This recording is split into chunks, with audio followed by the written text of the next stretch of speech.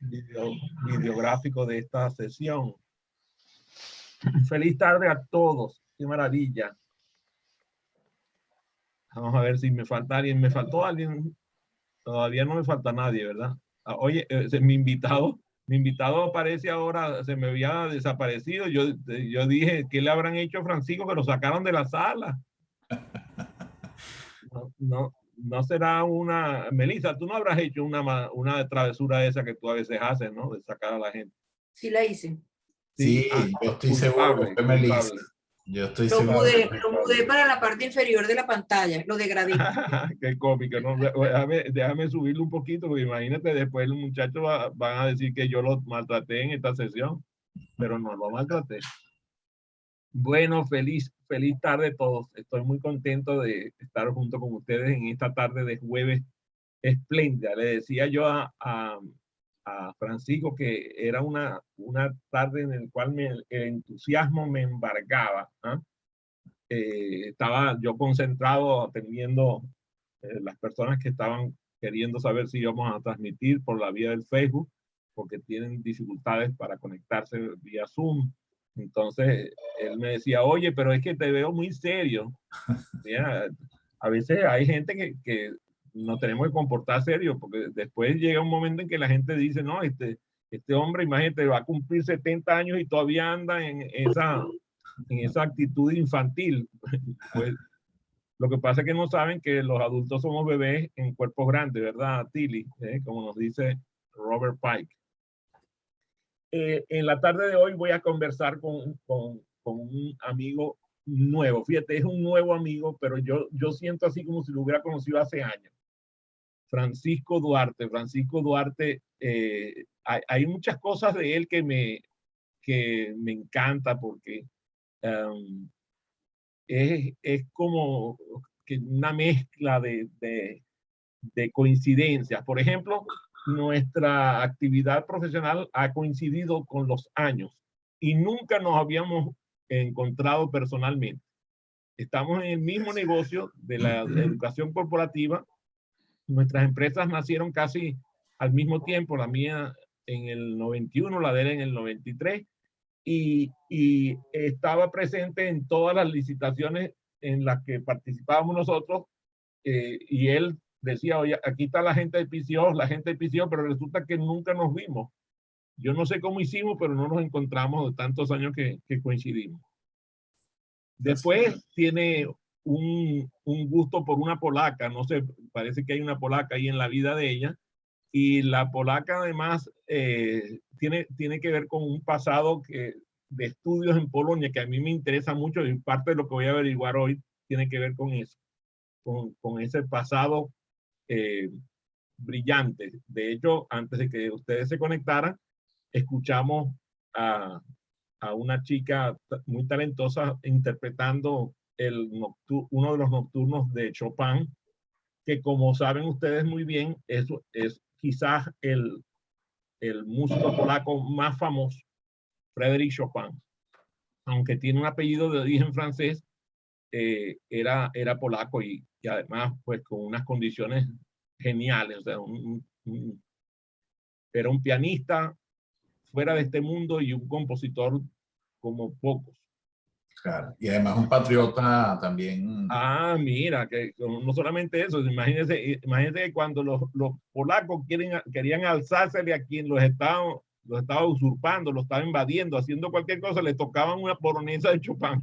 O sea, con eso les digo todo, pues, le tocaban la música de Chopin, que era la música de protesta, pues. La música de protesta, mientras nosotros cantábamos las canciones de Pablo Milanés ellos tocaban la música de Chopin. Sí. Así que bueno, bienvenido Francisco, un gusto en tenerte con nosotros en esta tarde de hoy. Gracias Adrián, gracias, me siento sumamente satisfecho, honrado, un privilegio para mí compartir este espacio de Desafiándote, y agradezco pues esta receptividad que me has brindado y además toda la mentoría que estamos haciendo actualmente, ¿no? Así que gracias Adrián. Bueno, comenzamos con las primeras preguntas que siempre le hago a mis entrevistados. A ver, cuéntame de tu mamá y tu papá. Cuéntame quién era tu mamá. Bueno, mi mamá es una venezolana de Valle de la Pascua, que es una ciudad ubicada en los llanos centrales de Venezuela, en el estado Guárico. Pues de ahí proviene mi mamá, y mi padre es de origen cubano, nació en La Habana, emigra a Venezuela en el año 44 y buscando pues oportunidades de empleo, llega a un campo petrolero cerca de esa población, y en uno de esos encuentros de fines de semana conoce pues, o alguien le refirió, la familia Oropesa, conoce a mi madre, y ahí comienza el cortejo y la historia, pues, ¿no? Entonces ellos son, esos son mis padres, pues realmente ambos fallecieron, pero los tengo igualmente presentes permanentemente, pues, ¿no? Porque siento que influyen y me acompañan, pues, en todas mis acciones, ¿no? Fíjate que me interesa mucho tu pasado con Valle de la Pascua, porque quizás el hecho de que no nos hayamos coincidido durante todos los años que estuvimos juntos en Venezuela, casualmente yo conozco muy bien a Venezuela, la recorrí de norte a sur, de este a oeste, me metí en cuanto recoveco había, pero hay un solo estado de la Unión Venezolana que nunca conocí, que fue el estado Guárico. Ya. Precisamente el único estado, y incluso me perdí de los atractivos turísticos del estado Guárico, que son muchos, son muchísimos, pero por alguna razón le pasé a Guárico por la derecha, por la izquierda, por arriba, nunca por abajo, porque nunca hice viajes subterráneos, pero sí no conocí ese estado. Y cuéntame, ¿y qué le heredaste a tu madre? Eh, de mi madre heredé la bondad, heredé yo diría el amor por el otro ser, por el ser, digamos, cercano.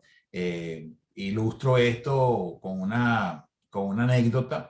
Mi madre todos los días nos visitaba antiguamente el aseo urbano, ese servicio de aseo que aquí pues, en Estados Unidos colocamos afuera en los botes de basura. Anteriormente, no, antiguamente los botes de basura estaban dentro de las casas y los señores del aseo urbano entraban a las casas a llevarse esos botes de basura, ¿no?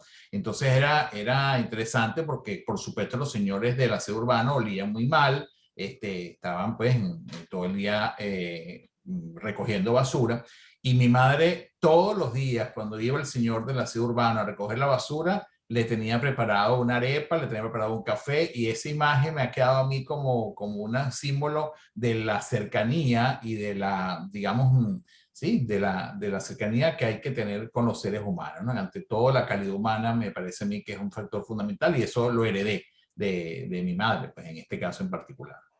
Y en el caso, fíjate, de la ciudad de Maracaibo, en la casa donde yo vivía, el lugar donde se colocaba la basura estaba como a 20 metros dentro de la entrada de la casa. Por lo tanto, los señores entraban y nunca entraban solos, entraban en pareja. Entonces, yo creo que estaban tateados porque mi tata les tenía una taza de café y estaba siempre malcriándolos, y mi papá siempre estaba ocupado y no sabíamos los nombres de los señores de la recolección de basura, y teníamos sobrecitos para ellos, se le entregaban cada mes con un estipendio que mi papá les tenía destinado para mantenerlos. Oye, porque de verdad que sus ingresos eran muy escasos, entonces Claro. mi papá siempre estaba preocupado porque ellos estuvieran muy contentos, y la verdad es que yo ahorita ya no recuerdo los nombres de ellos, pero los mantenía. Era una cosa muy interesante porque los señores de la basura eran los mismos durante mucho tiempo. O sea, llegaba la misma gente a la casa nuestra. Así que gracias por hacerme recordar ese momento que tu mamá atendía con tanta gentileza. Gracias por eso. Y cuéntame de tu padre. ¿Qué le heredaste a tu padre? Bueno, mi padre heredé la persistencia, la constancia, como emigrante al fin, pues tuvo que desarrollar diversas labores, diversos trabajos. Con mucho esfuerzo, después se incorporó al Banco Central de Venezuela. Y recuerdo todavía, y es lo que hereo también de él, es la constancia, la disciplina que él tenía, ¿verdad? Con su profesión y con su oficio, que en este caso era de auditoría. Él era auditor en el Banco Central de Venezuela y desde ahí, pues, una vez que ya comenzó a trabajar ahí mismo se jubiló en esa institución. Y que como tú sabes, Adrián, es una institución, o era una institución muy prestigiosa, pues, en Venezuela. Y bueno, y de mi padre heredé digamos, su amor por Venezuela. Eso también siento que como emigrante, y es lo mismo que comparto muchas veces con mi esposa Bárbara, el gran amor que sentía mi padre por ese país que no era el suyo original, pero que lo asumió como suyo, y eso también lo valoré siempre mucho en él, ¿no? El ver atardeceres, el enseñarnos sitios naturales del país. Ese tipo de aspectos, pues, los heredé de mi padre y se los he transmitido también a mi hija, para que también pueda seguir ese valor, pues, ¿no? De poder identificarse con el país. ¿Cómo se llamaba tu papá? Francisco Augusto. Francisco Augusto. ¿Y tu mamá? Carmen Sofía. Oropesa. Sí, Carmen Sofía Oropesa. Y él, Francisco Augusto Duarte Román. Bueno, por cierto que ahí se conectó nuestra querida, creo que es ella, porque se mostró brevemente, pero está ahí con el teléfono, creo que es Elizabeth Núñez, si no me equivoco, y como es mi hermanita, tengo que saludarla porque después me regaña por no haberla saludado. Por cierto, también le doy la bienvenida a quienes se acaban de conectar: Iliana, Verónica, María Ángela, María Jimena, por cierto, está conectada ahí con una foto muy linda, pero esa foto no me sirve, tiene que ponerme la cámara. Ya me oyó. Diana Arocha y... Me da por pena cierto, porque estoy comiéndome un helado. ay, qué raro. Y ahí está una tal Bárbara, no sé si la conoces, una señora Me Bárbara. suena, sí, me Y a suena. mí también me suena y me golpea. Mira, ¿hay alguien más de tu familia que te deja una marca indeleble?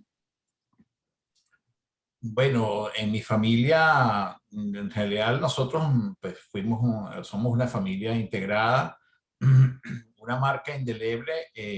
Mi hermana Eva, que está acá conectada, ella lo sabe. Era Tienes que decir tienes que llamarla apropiadamente, mi hermanita. mi hermanita, mi hermanita, que no es Omar Noria, sino Eva Duarte.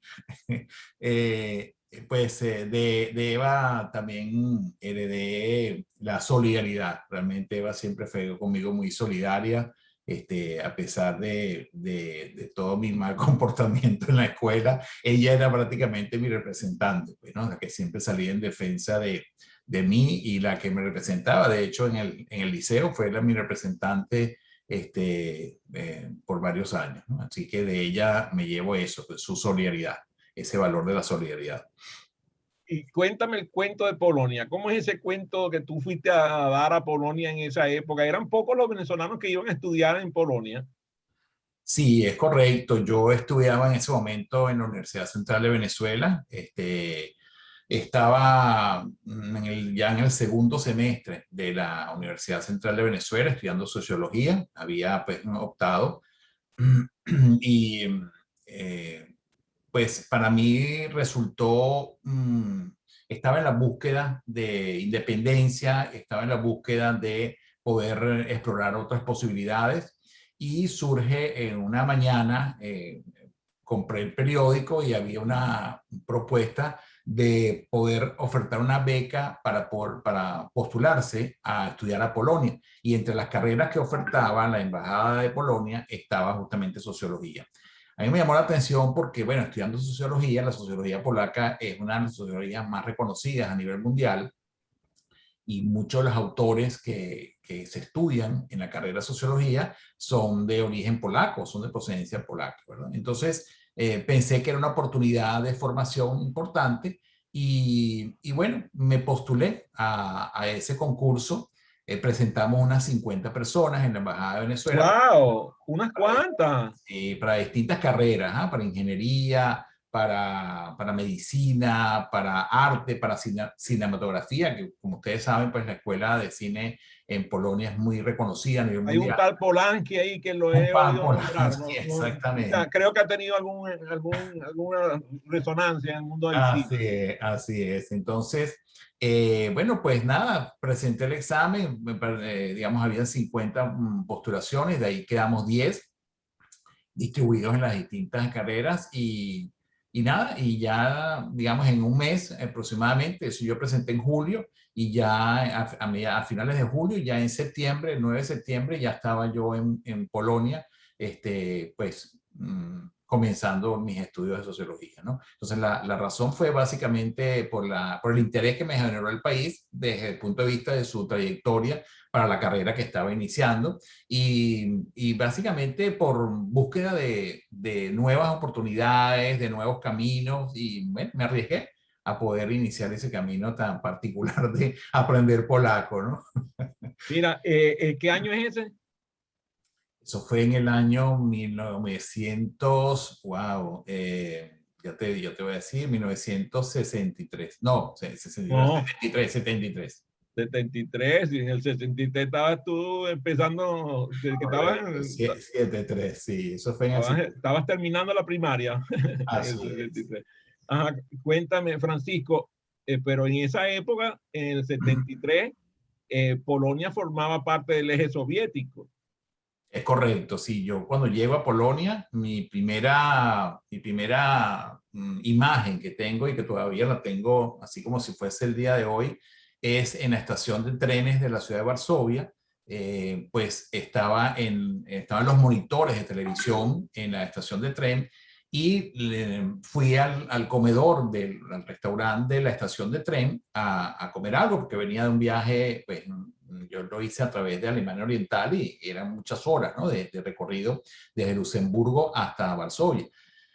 Voy a comer algo y en eso mi primera imagen es cuando están los televisores, están proyectando en ese momento al presidente de Polonia, que era Edward Gierek, y estaba anunciando unas medidas de aumento de alimentos, de pan, etcétera.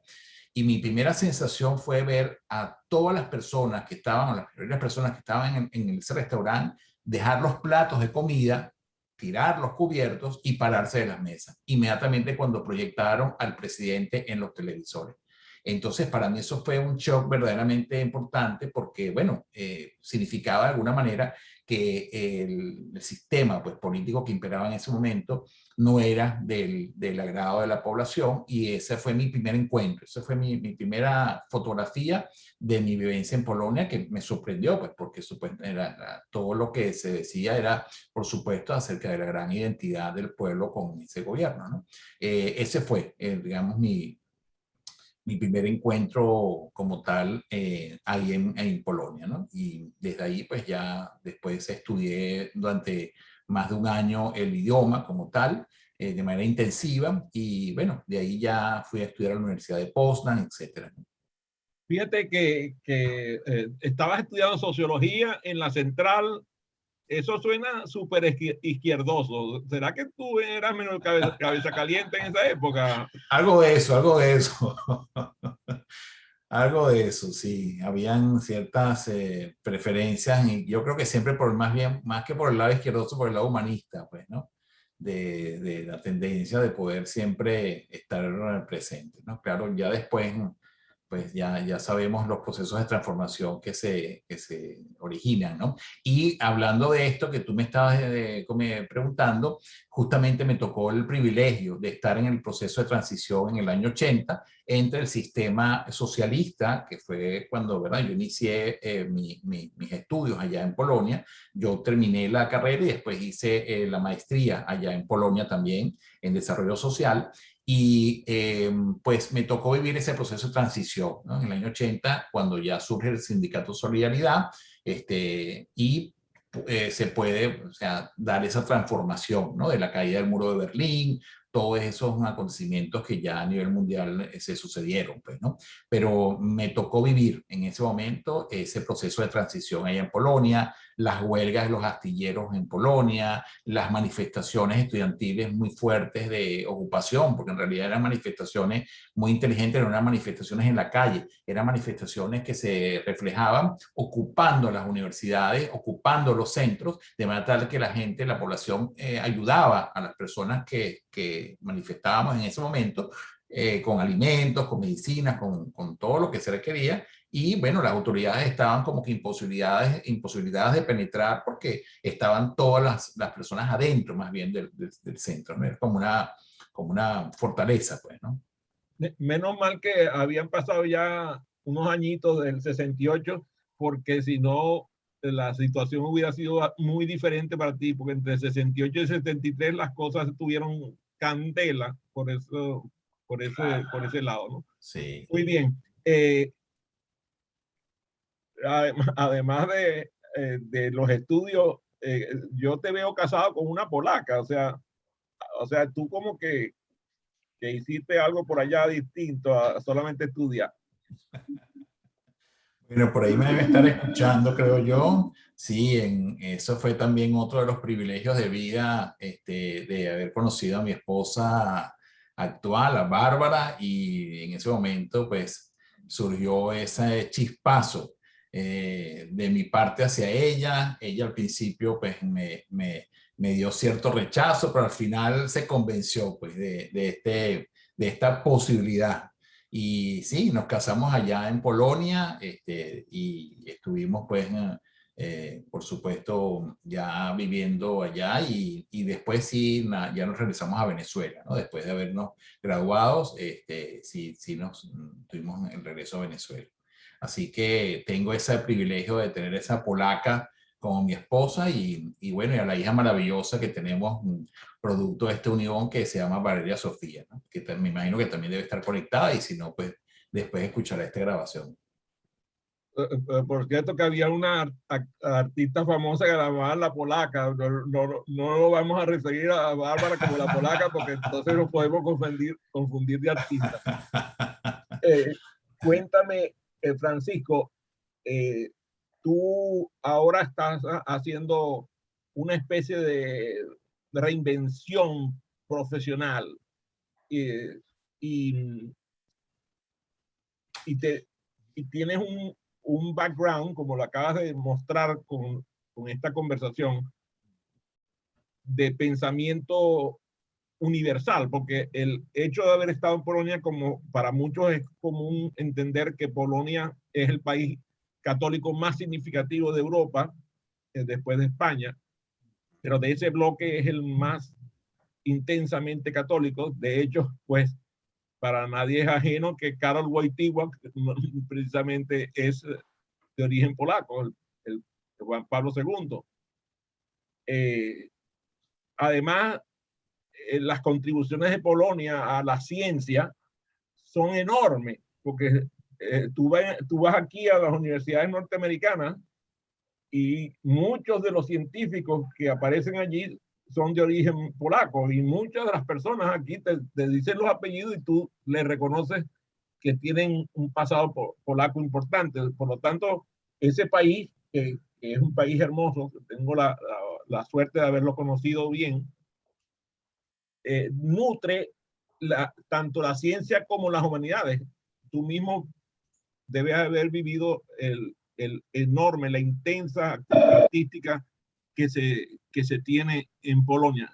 Entonces, con ese pensamiento universal que obtuviste a través de tus estudios y la carrera profesional que has desarrollado, estás queriendo iniciar una reinvención personal. Cuéntanos un poco sobre eso.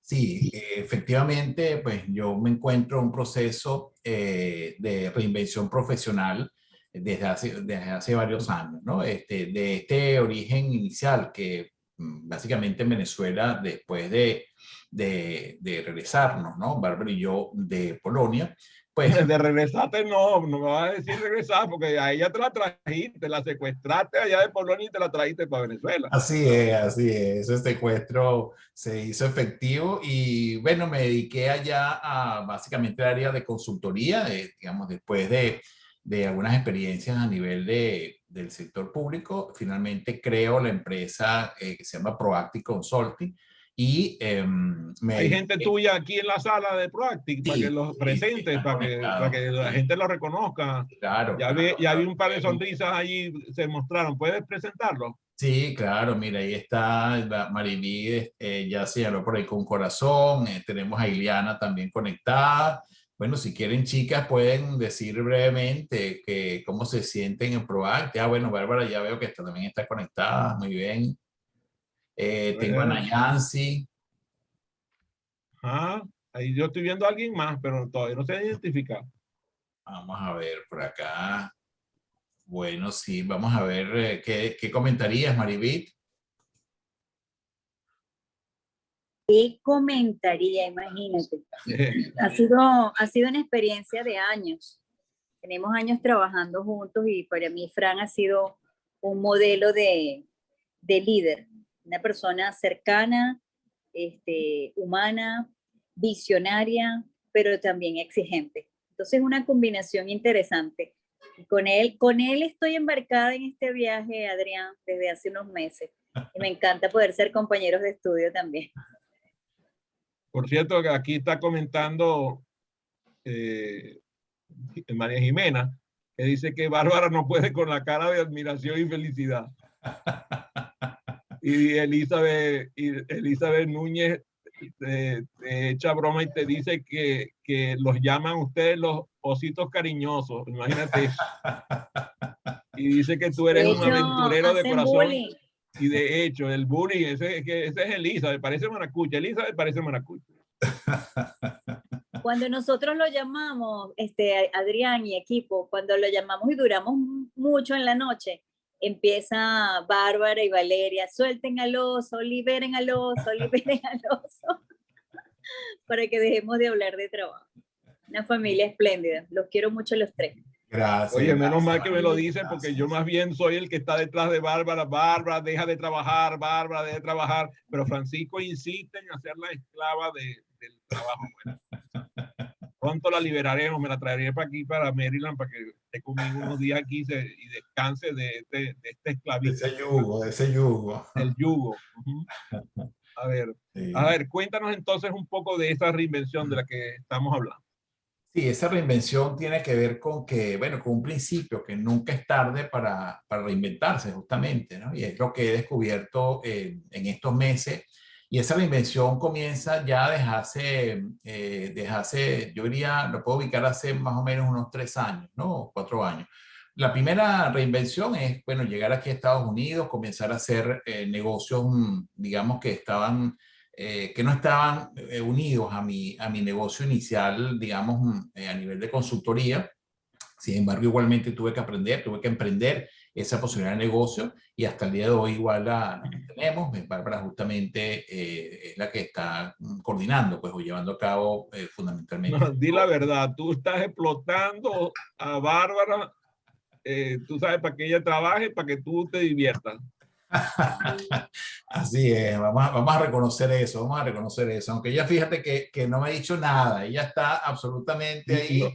No te preocupes, que aquí me está escribiendo en privado a mí, no te preocupes.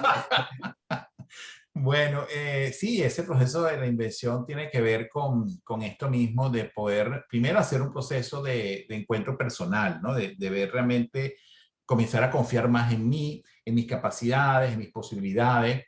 Y en este proceso me han acompañado muchas personas, ¿no? Personas que me iniciaron un proceso de acompañamiento conmigo cuando inicié el negocio, como fue, por ejemplo, Maru Bodró. Después, cuando comienzo a explorar otras posibilidades, pues me encuentro con una persona maravillosa, líder, extraordinaria amiga, también solidaria y sobre la cual le precio mucho respeto y la quiero muchísimo, que es María Jimena Martínez, que está conectada conmigo en estos momentos.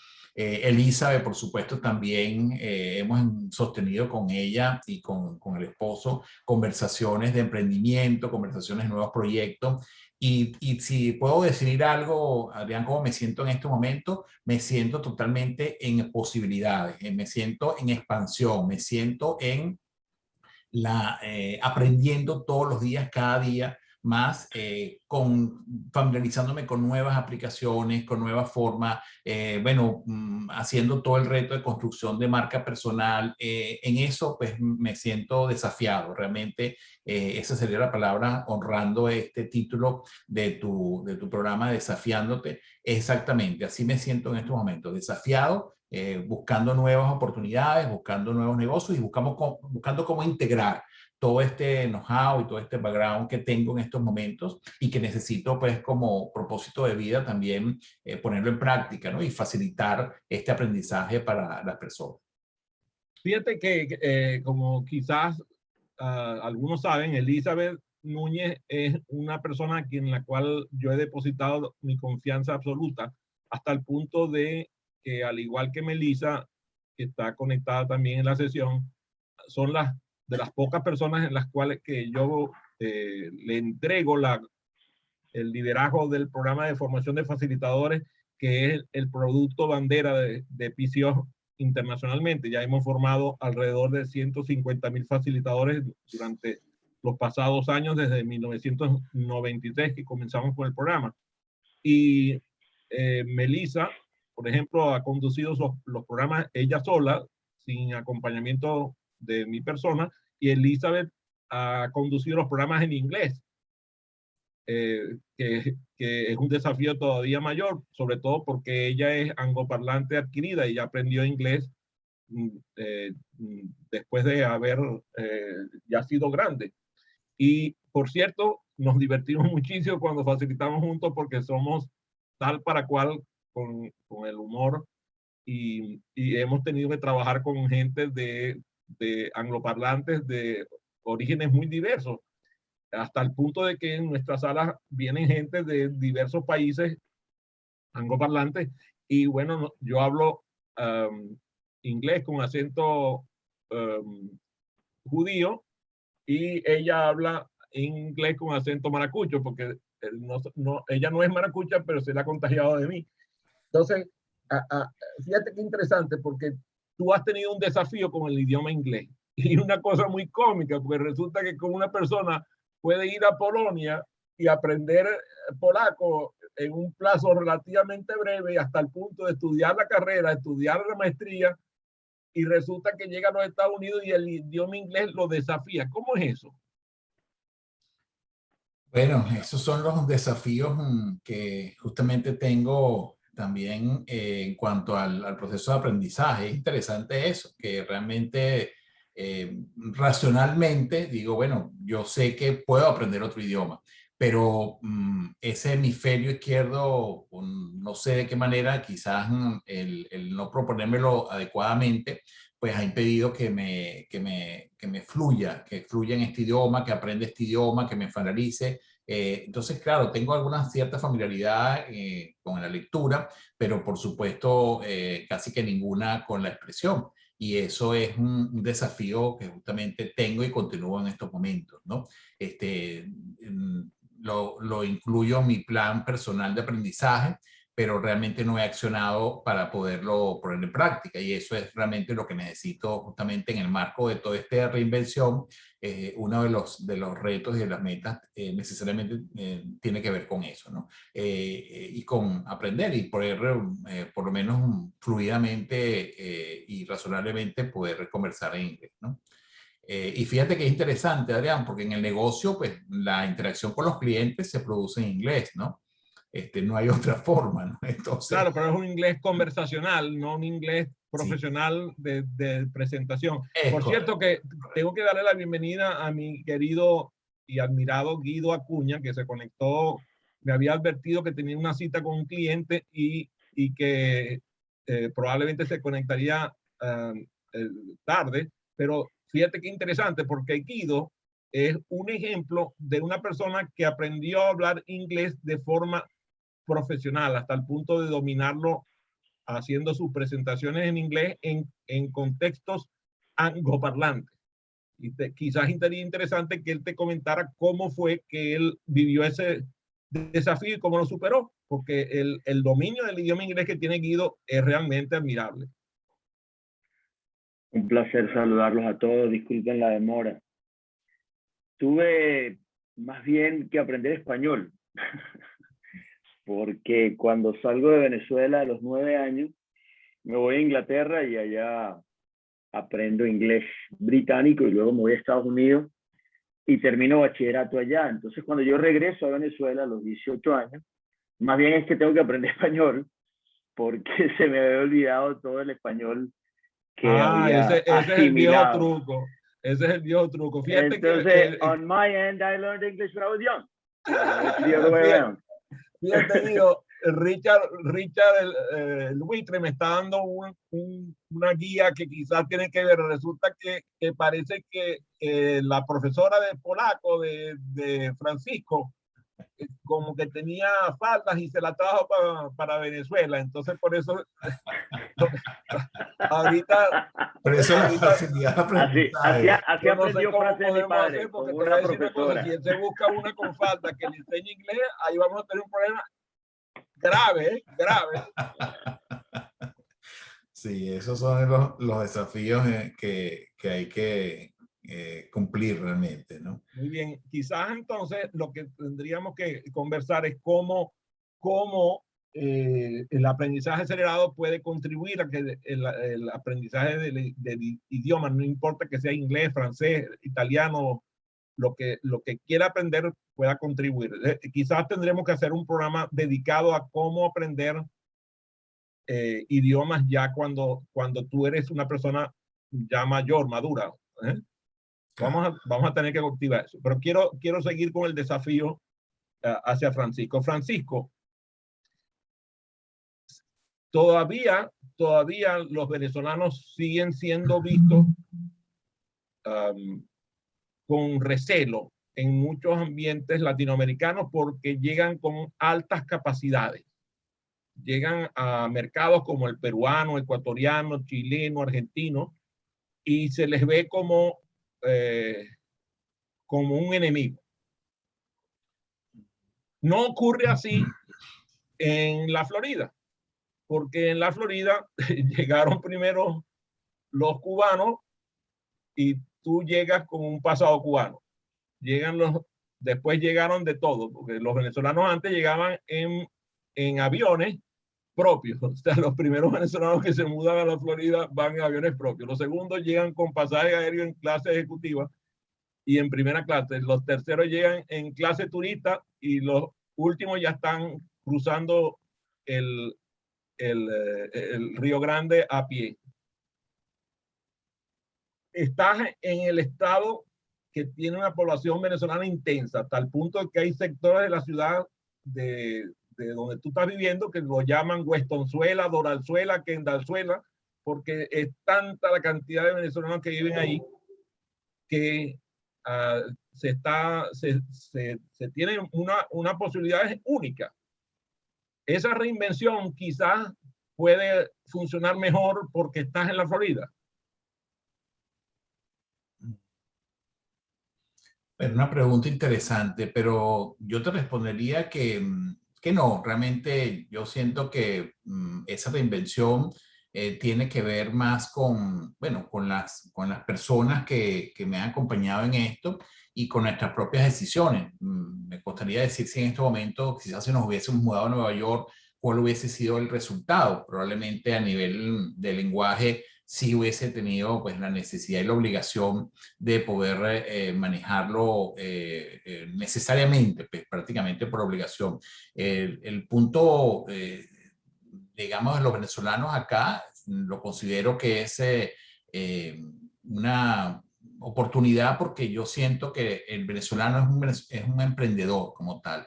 En general tenemos tendencia a poder inventar cosas, a poder montar algún negocio, poder montar un food truck, poder hacer algo, ¿no? Y yo siento que esa es la percepción que tengo de la población venezolana en este momento, pues no solamente aquí en la Florida, sino a nivel de los Estados Unidos. A diferencia quizás de otras migraciones de otros países, yo diría que valoro mucho eso en el venezolano, su capacidad de emprendimiento. Entonces, digamos, respondiendo a tu pregunta, no, el hecho de estar en la Florida para mí Si me hubiese decidido irme, no sé, a Columbus, en Ohio, probablemente igual hubiese emprendido un negocio, igual hubiese emprendido, porque ya forma parte de mi ADN también en el sentido de que en Venezuela tenía negocios y siento el emprendimiento como parte ya de mi posibilidad y de mi aprendizaje, pues, ¿no? Y por eso en este proceso en el cual estoy, quisiera también de alguna forma poder facilitar aprendizaje de cómo un emprendedor como yo ha tenido que superar obstáculos, dificultades para poder estar donde estoy, ¿no? Entonces, eso también forma parte de este proceso de reinvención.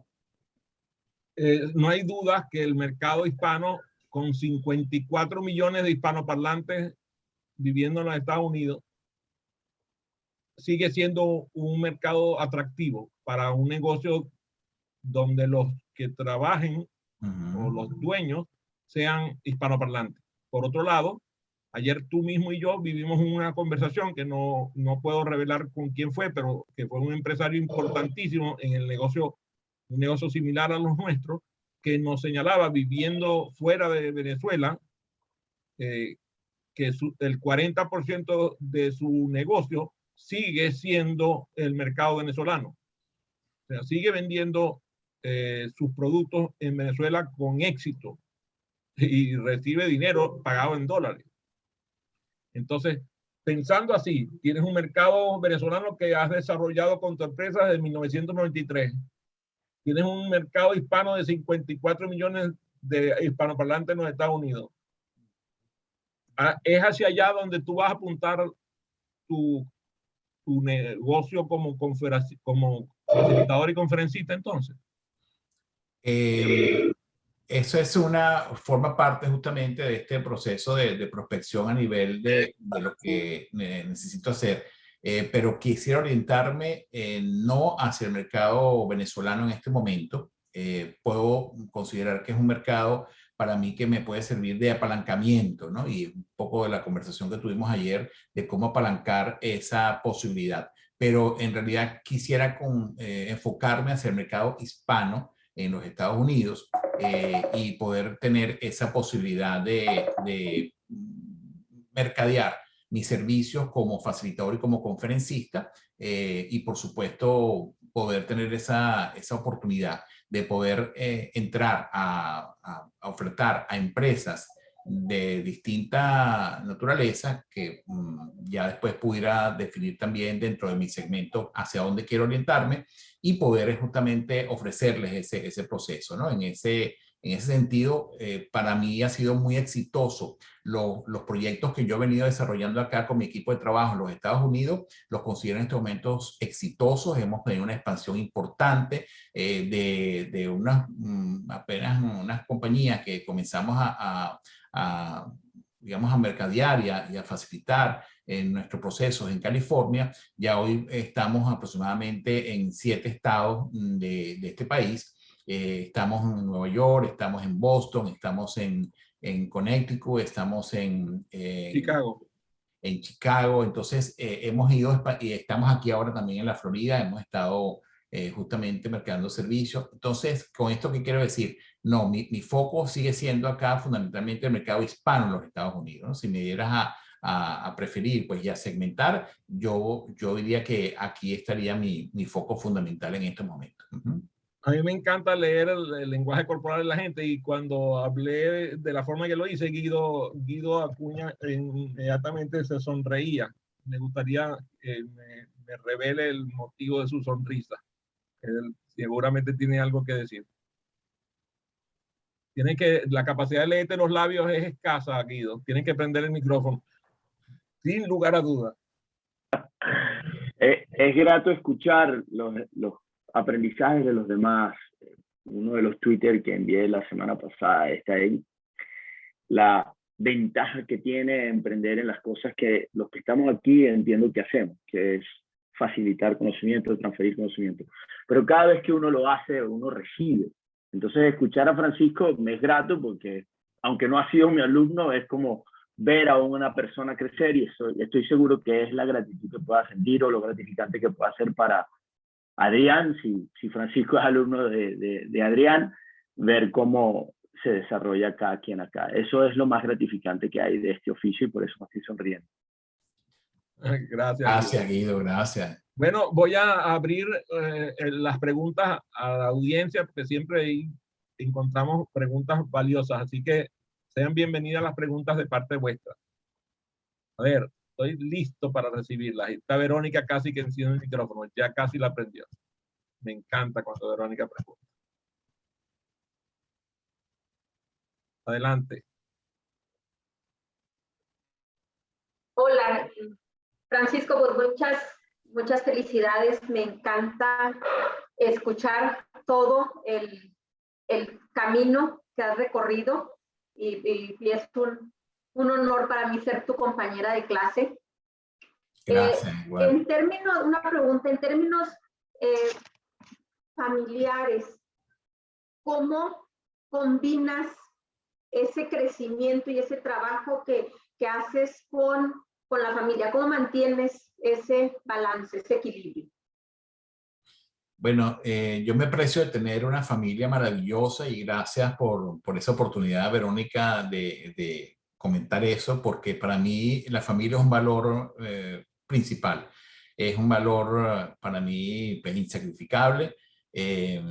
Me considero un padre exitoso, con una hija maravillosa. Me considero un esposo, si no podemos decir ejemplar, porque yo no sé si después Bárbara me va a jalar las orejas, ¿verdad? Pero siento que ha habido una relación realmente de mucha construcción, de mucha edificación entre ambos, y así hemos logrado esto. ¿Cómo combinamos? Te voy a decir una respuesta con la comunicación, Verónica. Nosotros todos los días tenemos, por ejemplo, comunicación con nuestra hija, converso mucho con Bárbara, converso mucho con ella misma. Entonces, yo diría que ese para nosotros ha sido el factor fundamental, el factor de comunicación, ¿no?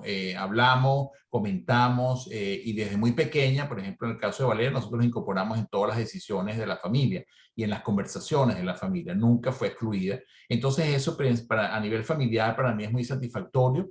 Tener la familia que tengo, me honro y le doy gracias a Dios y a la vida de poder haber conocido a Bárbara y poder tener la familia que tengo, ¿no? Así que ese equilibrio yo siento que está preservado, ¿no? En términos de las obligaciones o las responsabilidades, para no decir esa palabra obligación, ¿verdad? En términos de las responsabilidades y de los desafíos justamente que se hacen el día a día, hay un equilibrio a nivel de la familia y fundamentalmente se basa en el factor de comunicación. Gracias, Francisco. Gracias, Verónica. A ver, bienvenida. Ahí está Teresa que casi prende el micrófono. Está buscando el micrófono, Teresa. Está buscando. A ver, dice... Ajá, Teresa está saludando. Muy bien, gracias. Gracias, Teresa. Gracias, Francisco. Me pareció muy interesante todo lo que compartiste sobre tu crecimiento y me sorprendió mucho también lo que dijo Adrián sobre aprender polaco en un año y terminar tu carrera y hacer tu maestría. Justo te quería preguntar eso. Antes de que tú mencionaras que habías estudiado por un año polaco, yo pensé que lo habías estudiado en Polonia en inglés. No estaba segura de eso. Pero tienes la oportunidad de vivir en la Florida, donde no se necesita saber inglés, ¿no? Porque la mayoría habla español. Cuando fui también una vez que fui a Los Ángeles, también no necesité hablar inglés en absoluto, porque la mayoría de gente sabe. Entonces te felicito por tu crecimiento, te felicito por haber compartido con nosotros tan interesante partes de tu vida. Gracias, Francisco. Gracias. Teresa, gracias. A mí me hace mucha gracia cuando Teresa habla de las dificultades del polaco, porque resulta que si alguien pasó más apuro que un gato patas arriba fue Teresa con el inglés cuando llegó a Canadá.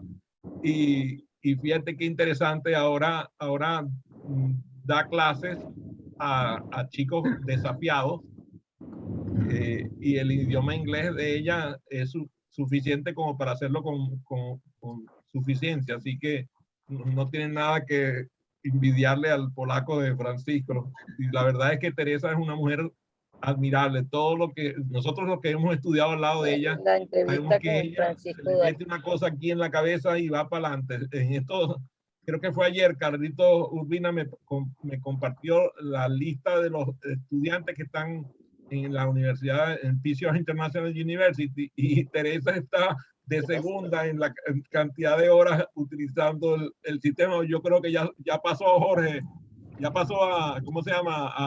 A Luis, Carlos, Teresa, en número de horas conectadas para estudiar. Sí, ya lo pasó. Se está constantemente entrando y revisando y bueno, y aprendiendo muy rápido. Teresa es el orgullo de Carlos. Me lo dice a cada rato. Cada vez que ella aprende algo, inmediatamente cuando tenemos una sesión, lo pone en marcha y lo utiliza además de una forma que tú dices, Dios mío, si lo acaba de aprender, ya lo usa con una destreza maravillosa. Así que Francisco, también estamos seguros que tú no tienes dificultad para aprender cualquier idioma, Teresa. A ver, bienvenida a las preguntas. Ah, Iliana está hablando. Dale pues, Iliana, pero dale, prende el micrófono. Tú no tienes que pedir permiso. Dale, prende el micrófono. Yo no estaba. La otra Iliana, ok. Iliana con I latina. Así es. Bueno, fíjate, no estaba pidiendo permiso, me estaba despidiendo, pero qué grato, Adrián, poder volver a compartir contigo y sentirme parte de esos 150 computadores que has formado a lo largo de tu trayectoria. Y por supuesto, escuchar de manera cercana pues esta historia de Francisco, el cual tengo la dicha de compartir profesionalmente desde Proactive. Y bueno, hay muchos detalles que por supuesto no conocía por parte de la dinámica, así que bueno, orgullosa de formar parte del equipo y ser parte de esa transformación. Así que corazoncitos para Francisco, para Bárbara, para Valeria y para todo el equipo. Les dejo porque tengo un compromiso dentro de muy pronto. Un abrazo para todos. Muy bien, última pregunta. ¿Será Carlos Urbina? ¿Quién será? ¿Claritza será? ¿Quién será?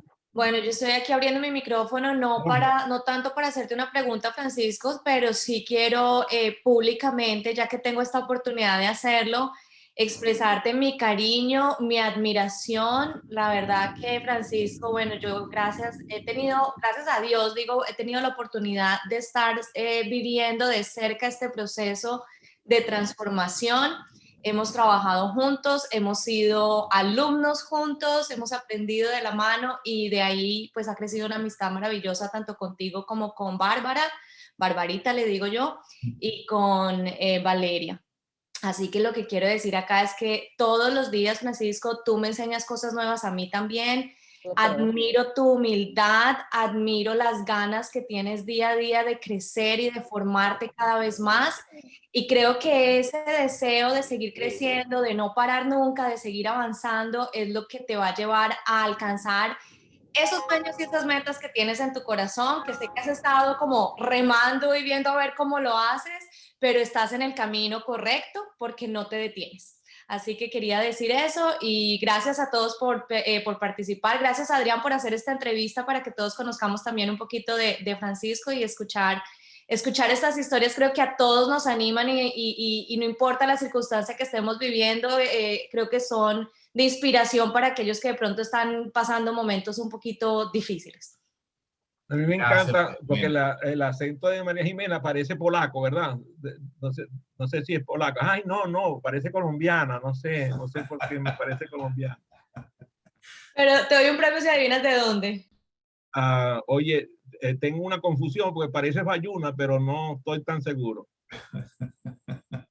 ¿De dónde eres? No, tengo familia bayuna, tengo familia paisa, pero yo soy rola. Ay, imagínate. Bueno, ahora tenemos que aclararle al público qué es un bayuno, qué es un paisa y qué es un rolo, porque si no, esta gente va a quedar un poquito confundida. Bueno, bayunos son los del Valle, la región del Valle, y es donde está la ciudad de Cali, donde se baila la salsa. Los paisas son los de Medellín, que son muy tradicionalistas. Son los que hablan así, y entonces que mi hija, todo cantadito, todo pues tan chévere, así. Y los rolos somos los de la capital, de Bogotá, que pues nuestro acento es un poquito más seco, no somos tan cantadito, pero bueno, ahí yo tengo una mezcla de todo. A veces algunos se equivocan y lo llaman cachacos, que es un error, es un error. Cachaco es otra cosa, pero bueno, eso lo hablaremos en una entrevista posterior. Déjame culminar esta entrevista diciendo algunas cosas a Francisco. no progresa un país si no es por el bienestar de su gente. Y la gente no puede progresar si no cuenta con los medios. Los medios llegan a la gente a través de personas como tú.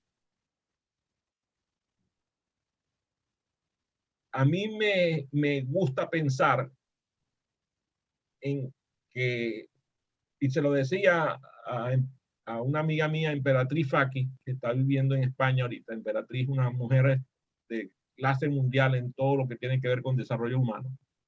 Le decía que el problema era que faltaba humanidad. Mucha gente quiere encontrar las soluciones de los problemas que tenemos ahorita en la ciencia, y la ciencia va a hacer su contribución, y la ha hecho, porque lo que hicimos con el desarrollo de las vacunas fue una cosa admirable en el tiempo en que se logró. Pero lo que falta es humanidad.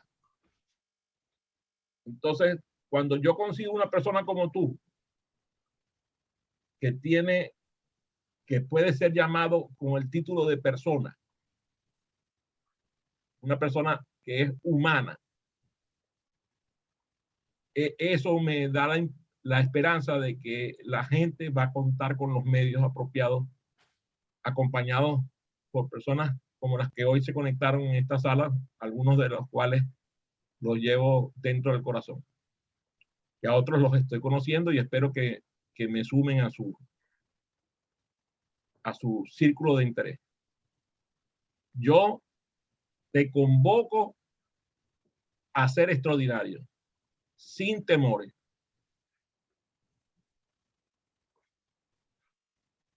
Yo voy a cumplir el 3 de agosto, anótenlo, el 3 de agosto, semana que viene, cumplo 69 años de edad, más 55 que tengo del corazón que me trasplantaron, pues ya saquen la cuenta. Y tengo planes para 3 vidas más. Yo estoy con la idea de que tú apenas vas comenzando. Y que todo lo que has hecho hasta ahorita, es prepararte para lo que viene. Así es. Yo observo a gente como Richard, como Carlos, como Clarisa, como Melissa, todos los que están aquí que conozco, y a los que no conozco los presumo. Los pienso en un futuro posible mejor que lo que tienen ahorita. Yo te convoco a desafiarte a llegar a donde nunca antes nadie ha llegado. Le robé la frase al programa. Gracias, Francisco, por aceptar esta. Gracias, Adrián. Gracias. Súper agradecido contigo, con todos los que participaron en esta entrevista. Muchísimas gracias a todos, a mi familia, a mi equipo, a todos los amigos. Y bueno, agradecido por estar justamente en este proceso de acompañamiento y agradecido contigo, Adrián, por esta oportunidad y con la confianza y con la fe de que voy a poder próximamente poderles decir a ustedes y poderles enviar a ustedes invitaciones como conferencista a nivel internacional. Un gran abrazo a todos, muchísimas gracias por estar presente el día de hoy y los sigo queriendo mucho. Cuídense mucho también.